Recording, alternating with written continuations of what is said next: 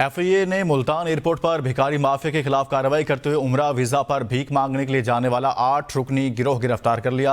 गिरफ्तार अफराद में 3 खवातीन भी शामिल हैं। एफआईए के मुताबिक उम्रा वीजा पर जाने वाले भिखारियों के इस गिरोह ने 1,80,000 एजेंट को दिया।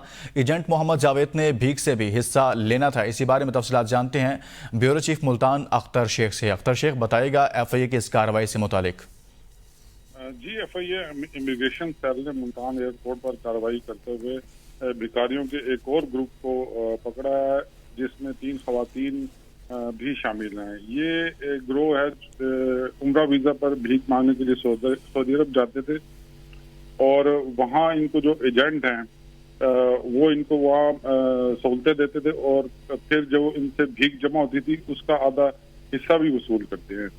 आपको बताते चले कि कुछ दिन पहले भी मुल्तान एयरपोर्ट से इसी तरह का एक भिखारियों का गिरोह गिरफ्तार हुआ था।